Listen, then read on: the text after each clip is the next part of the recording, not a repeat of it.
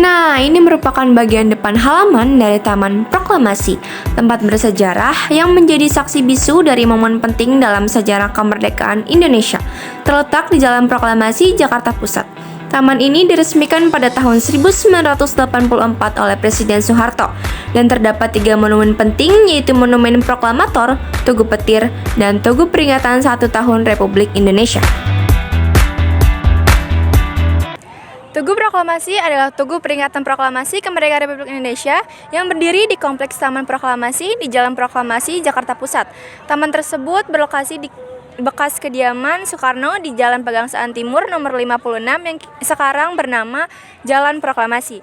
Rumah yang menjadi lokasi pembacaan proklamasi kemerdekaan kini sudah dihancurkan sejak tahun 1960-an. Pada kompleks juga terdapat monumen 2 patung Soekarno-Hatta yang berukuran besar karya Inyoman Nuarta yang berdiri berdampingan mirip dengan dokumentasi foto ketika naskah proklamasi pertama kali dibacakan. Di tengah-tengah 2 patung proklamator terdapat patung naskah proklamasi yang terbuat dari lempengan batu marmer hitam dengan susunan dan bentuk tulisan mirip dengan naskah proklamasi asli yang diketik oleh Sayuti Melik dan tanda tangan asli Bung Karno oleh Bung Hatta. Sebelum dihuni oleh Soekarno dan istri kedua Inggit Ganarsi, rumah tersebut sebelumnya dihuni oleh seorang pejabat dan pengacara Belanda yang bernama Baron van Asbeck sejak 1931 hingga digantikan oleh PR Veit pada 1935. Rumah tersebut memiliki halaman yang luas dan arsitektur bergaya Art Deco. Lalu Soekarno menempati rumah tersebut sehingga 1942 hingga 1946. Alasan beliau memilih rumahnya sebagai pembacaan teks proklamasi karena pada saat itu lapangan Ikada yang kini menjadi kawasan monumen nasional masih diduduki oleh tentara Jepang.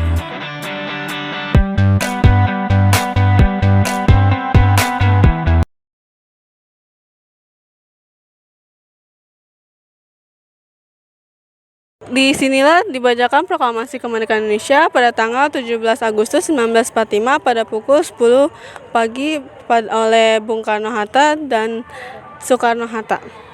Tugu ini dibangun sepanjang 17 meter yang melambangkan kemerdekaan Indonesia. Simbol petir yang melambangkan peristiwa proklamasi kemerdekaan yang cepat dan mendadak bagai petir. Untuk menandai ulang tahun pertama kemerdekaan Indonesia, sebuah tugu peringatan dalam bentuk obelisik kecil dibangun pada tahun 1946 oleh kelompok Ikatan Wanita Jakarta. Tugu peringatan ini dikenal sebagai Tugu Peringatan 1 Tahun Republik Indonesia. Dibangun di halaman depan gedung proklamasi, kemudian tugu tersebut dinamai ulang sebagai Tugu Proklamasi.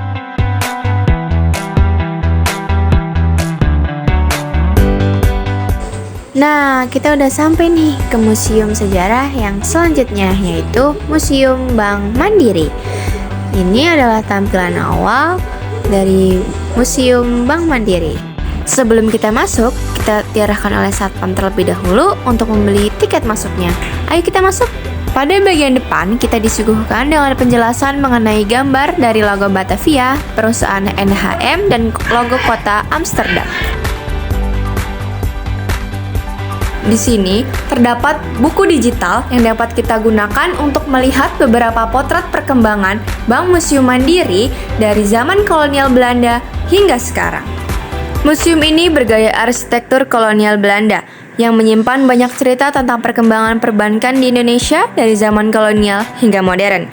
Di sini kita juga dapat melihat berbagai koleksi benda bersejarah seperti mesin ketik kuno, perangkat raksasa, hingga alat-alat perbankan tempo dulu lainnya. Nah, sekarang kita ada di Museum Mandiri. Museum Mandiri dibangun pada tahun 2004. Lahan yang ditempati oleh Museum Mandiri yaitu seluas 10.039 meter persegi. Sementara luas gedung sebesar 21.504 meter persegi. Awalnya gedung museum ini digunakan sebagai kantor oleh Nederlandse Handelsmaatschappij atau kantor faktorit di Batavia yang merupakan perusahaan dagang milik Raja Belanda yaitu William I yang kemudian berkembang menjadi perusahaan di bidang perbankan. Nah, selanjutnya, kenapa sih tujuan Museum Mandiri ini didirikan? Dengan tujuan utama, karena untuk melestarikan sejarah perbankan di Indonesia, khususnya yang berkaitan dengan peran Bank Mandiri dalam lembaga keuangan pendahulunya dalam perkembangan ekonomi nasional. Museum ini menjadi sarana edukasi bagi masyarakat untuk mengenal lebih dekat perjalanan dunia perbankan dari masa kolonial hingga era modern. Selain itu, Museum Mandiri juga berfungsi sebagai tempat untuk mengenang kontribusi penting lembaga-lembaga keuangan dan juga dalam mendukung pembangunan bangsa, sekaligus memperkenalkan koleksi benda bersejarah seperti dokumen, alat transaksi, hingga arsip penting yang memiliki nilai historis tinggi.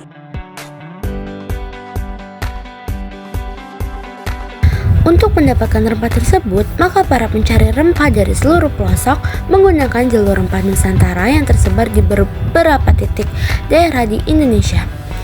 Jalur rempah ini disebut juga sebagai jalur perdagangan maritim yang menghubungkan Asia Tenggara, khususnya Nusantara, dengan India, Timur Tengah, Eropa, dan Afrika. Nah, di Museum Mandiri juga terdapat sejarah-sejarah tentang rempah-rempah Nusantara yang menyiratkan jejak perdagangan rempah yang pernah mengharumkan nama Nusantara di mata dunia. Pada masa kolonial, rempah-rempah seperti pala, cengkeh, lada, dan kayu manis menjadi komoditas utama yang menghubungkan Nusantara dengan dunia internasional.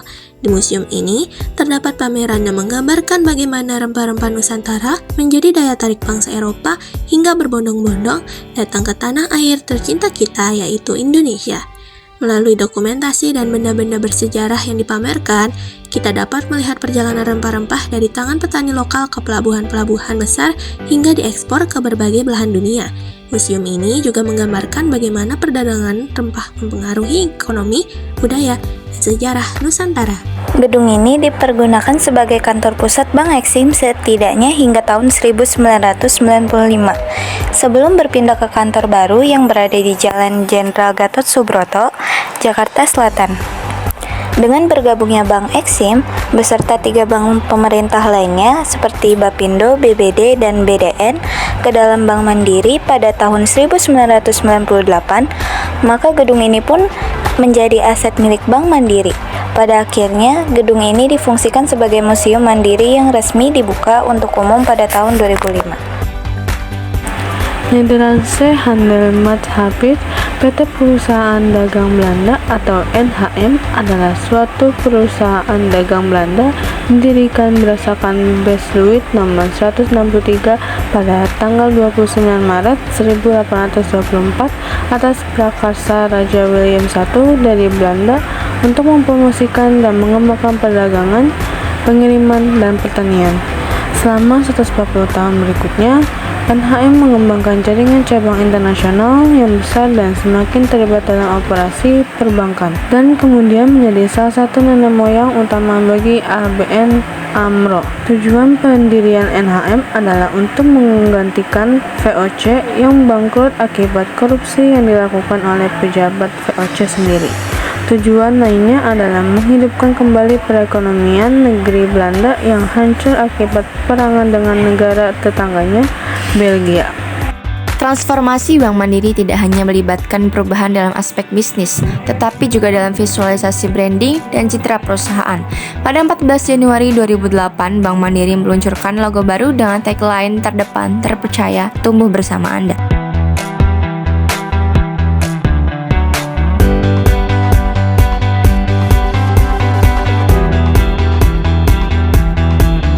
Sejarah kasir di Museum Bank Mandiri merupakan bagian penting dari perkembangan perbankan di Indonesia pada masa kolonial hingga pasca kemerdekaan. Kasir dalam konteks perbankan merujuk pada suatu ruang atau loket tempat transaksi keuangan dilakukan, seperti setoran, penarikan, dan penukaran uang. Di Museum Bank Mandiri, area kasir dipertahankan untuk memberikan gambaran otentik mengenai aktivitas perbankan di masa lalu. Arsitektur Museum Mandiri sendiri dikerjakan oleh arsitek-arsitek asal Belanda. Seorang arsitek bernama C.C.C. de Bruijn AP bertugas sebagai arsitek perencana, sementara arsitek bernama A.P. Smit dan C. van de Linde bertugas sebagai arsitek pelaksana. Gedung ini mulai dibangun pada tahun 1929 dan kemudian pada tanggal 14 Januari 1933, gedung ini secara resmi dibuka oleh C.J. Karel van Als, yaitu Presiden NHM ke-10. Gedung bekas NHM ini tampak kokoh dan megah dengan arsitektur neo-Jacobitic atau Art Deco klasik. Gedung Jasindo terletak di kawasan Cagar Budaya Kota Tua Jakarta. Pada zaman kolonial Hindia Belanda, wilayah tersebut dikenal dengan sebutan Ode Batavia. Bangunan tua pada zaman kolonial ini dahulu merupakan kantor urusan dagang daerah Jawa Barat, pusat berkumpulnya rempah-rempah dari wilayah Priangan sebelum berlayar ke benua Eropa. Dan saat ini bangunan gedung Jasindo menjadi kantor PT Asuransi Jasa Indonesia. Di belakang kita ada gedung Jasindo yang dimana bekas gedung NV West Java Handel Mas Pitch atau WEFA atau Koor Guen West Java Handel Mas Pitch yang dibangun tahun 1912. Dengan bangunan ini dilakukan oleh NV Arsitekten Ingenius Burea Hulswin and Formation the Welterfrenden and Troopers de Amsterdam.